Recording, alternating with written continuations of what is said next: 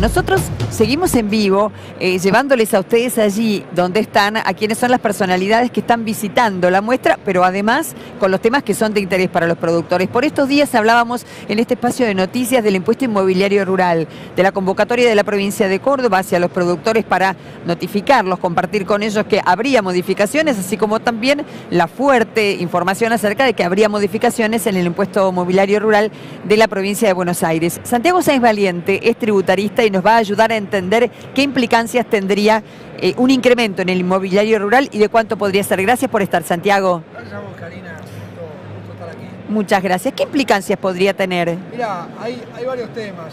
Por un lado, el tema del impuesto de sellos. Normalmente cuando se vende una propiedad hay un valor impositivo mínimo, que es el valor impositivo de referencia, que está por debajo del valor de mercado, pero por encima de la evaluación fiscal. Hay que ver todavía realmente qué sucede, ¿no? Porque muchos dicen que como el propio impuesto inmobiliario rural se calcula sobre una escala, teniendo en cuenta el valor inmobiliario, digamos, el valor fiscal definido para esa parcela rural, hay que ver si no se modifica para atemperar un poco el costo, porque si se quedan las distintas jurisdicciones con esta tabla que anda en el orden del 2,5-2,8%, sobre un valor fiscal que pueda acercarse, arrimarse a un valor de mercado, sí puede llegar a ser un impacto escandaloso. Ahora, hay que ver eso, qué pasa, porque dicen que van a hacer algo para atemperar ese efecto a través de la tabla, modificar en todo caso la tabla en las diferentes jurisdicciones. Esto hay que tener en cuenta también otra cosa que viene atado.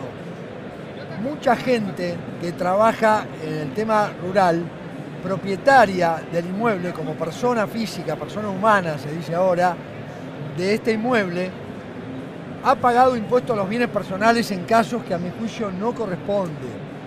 Es decir, si está arrendado el inmueble para el mismo fisco, es clarísimo que ese inmueble está exento. Por lo tanto, que aumente la evaluación fiscal no tendría ningún efecto en este impuesto, que además ahora viene atemperado, viene reducido para los años subsiguientes, porque la tasa a la baja la tasa al 0,75, al 0,50 y al 0,25%, que antes la máxima era el 1,25.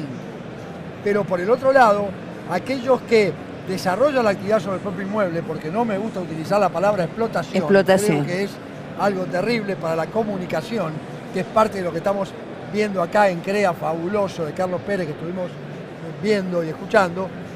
Realmente yo también considero que está exento el impuesto a los bienes personales, y hay varios fallos judiciales que le han dado la razón al contribuyente últimamente a través de la Corte Suprema de Justicia. Con lo cual, digamos, hay que tener cuidado de observar que el contador no aplique el impuesto a los bienes personales en la persona física sobre el inmueble rural.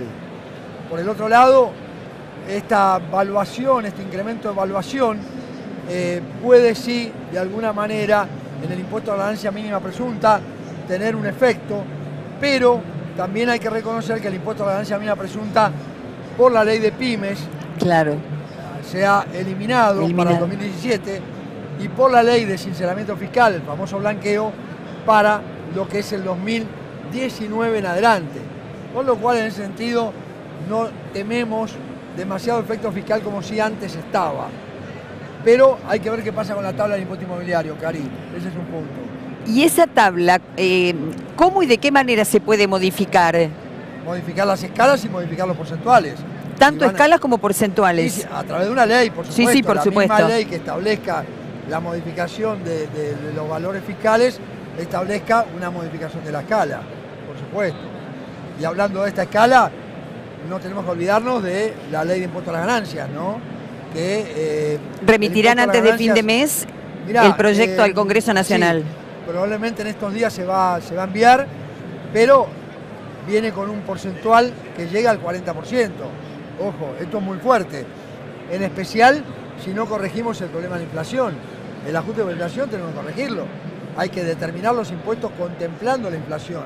Algo que lo hemos hablado contigo más de una vez y no me voy a cansar de decirlo y cansar de reclamarlo.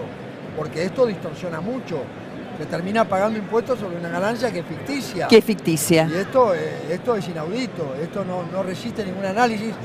Y te digo algo, es lo que genera indirectamente la evasión. Porque cuando hay racionalidad en la exigencia de tributos, genera la evasión y entonces hay que sacar el blanqueo para dar la oportunidad a la gente a que exteriorice los bienes que tenía ocultos. Santiago Sáenz Valiente, tributarista, acompañándonos siempre en Chacra TV Noticias, en este caso con un tema que es de suma actualidad y que tiene que ver con lo que se ha visto en los últimos días y que hemos estado hablando, y es el eventual incremento del impuesto inmobiliario rural y todas sus implicancias. Gracias, Santiago, como Gracias siempre. A vos, Karina, y a todos los de Chacra TV. Un verdadero gusto. Nosotros seguimos con la información en este que es un noticiero especial, diferente, en vivo, desde el Congreso CREA, la reevolución de la empresa.